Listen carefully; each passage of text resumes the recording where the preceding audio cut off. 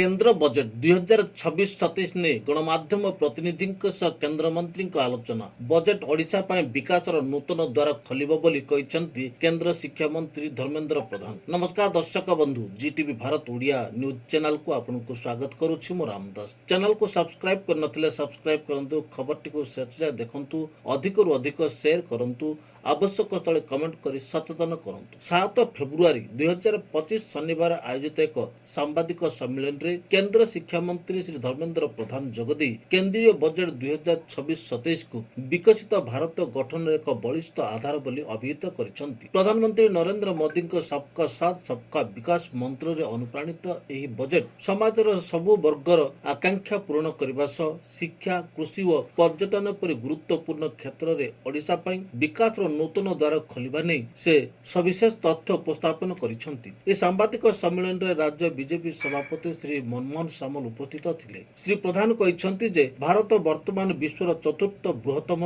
अर्थनीति भाबे उभा होइतिबा बेले ए बजेट 2026-27 आर्थिक वर्ष पई 6.8% रु 7.2% अभिवृद्धि हासिल करबाको लक्ष्य रखिछि। या समाजर सब वर्गर आकांक्षा पूर्ण करबा सह एक समावेशी अभिवृद्धि को सुनिश्चित 2013-14 रे देशर रप्तानी परिमाण 466.22 बिलियन अमेरिकन डॉलर थिबा बेले आज मोदी सरकार रे ताहा 77% बढ़ी 824.9 बिलियन अमेरिकन डॉलर होइछि। देश रे विदेश प्रत्यक्ष पूंजी निवेश बा एफडीआई 2023-24 वर्ष रे 36.05 बिलियन अमेरिकन डॉलर। ए संख्या 2 गुना होई 81.04 बिलियन अमेरिकन डॉलर। देशर जीडीपी हार 2014-15 रे 107.57 कोटी रु 3 गुणा बढ़ी 331.03 कोटी होई। आम देश रे वैदेशिक मुद्रा भंडार foreign reserve 697.9 billion American dollar.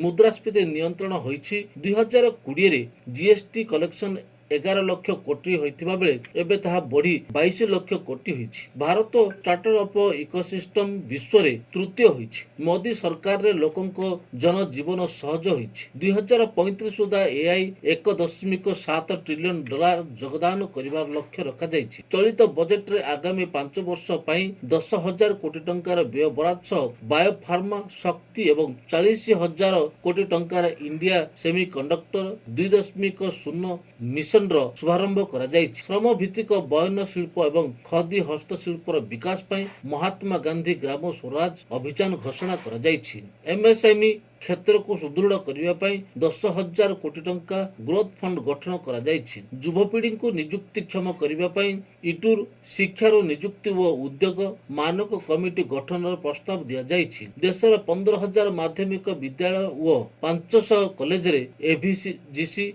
Animation gaming lab प्रतिष्ठा हेबो। छात्री मानकु स्टेम शिक्षार सहायता पाई प्रति जिले में गोटे लेखाएं छात्री निवास निर्माण करा जिवो। शिक्षा और चिकित्सा उद्देश्य रे विदेश को अर्थ प्रेरण उपरे टीसीएस हार को 5% रु 2% को ह्रास करा जाइछि। ए बजेट रे भित्तिभूमि विकास पई बराद 11 लाख कोटी रु 12.2 लाख कोटी टंका को वृद्धि करा जाइछि, जहां देशर प्रगति पथ को प्रशस्त करा जिवो। देशर 7टी हाई स्पीड रेल कॉरिडोर सह पर्यटन विकास पई नेशनल इंस्टीट्यूट ऑफ हॉस्पिटैलिटी गठन करा जिवो। स्वास्थ्य क्षेत्र में 3टी नूतन अखिल भारतीय आयुर्वेद प्रतिष्ठान एआईआई स्थापन हेबो। एही बजेट सामग्रिक भावे एक समृद्ध और सशक्त भारत गठन रे सहायक हेबो। एही बजेट रे कृषि, शिक्षा एवं पर्यटन परि गुरुत्वपूर्ण क्षेत्र रे ओडिशा व्यापक भावे उपकृत हेबो। राज्य रे कृषि भित्ति भूमि रो सुदृढ़ीकरण, शिक्षा क्षेत्र रे नूतन सुजोग सृष्टि एवं पर्यटन स्थली गुड़िकर विश्व स्तरीय विकास पई एथिरे विशेष प्राथमिकता दिया जाइछि। पूर्वोदय योजना माध्यम रे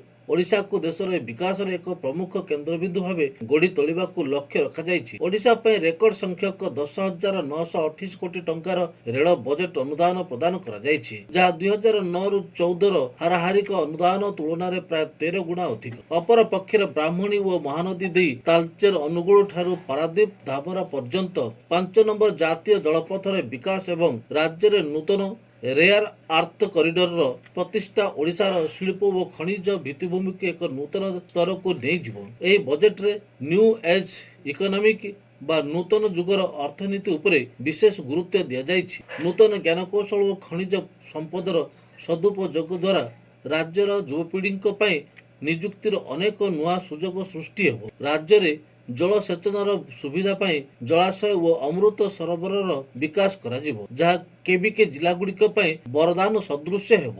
ଓଡ଼ିଶାର ପ୍ରାୟ 15 ଲକ୍ଷ କେନ୍ଦୁପତ୍ର ଶ୍ରମିକ ଓ ଜନଜାତି ଭାଇ ଭଉଣୀଙ୍କ ଜୀବନରେ ଏହି ବଜେଟ୍ ଏକ ବଡ଼ ପରିବର୍ତ୍ତନ ଆଣିବ।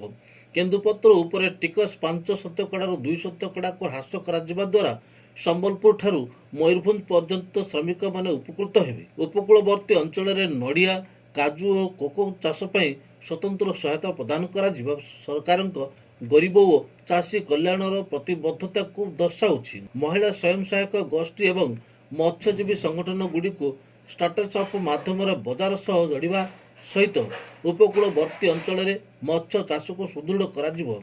ଏହି ପଦକ୍ଷେପ ଆମର ମତ୍ସ୍ୟଜୀବୀ ଭାଇ ଭଉଣୀମାନଙ୍କ ଆୟ ବୃଦ୍ଧି କରିବା ସହ ବ୍ଲୁ ଇକୋନୋମିକୁ ଅଧିକ ସୁଦୃଢ଼ କରିବ।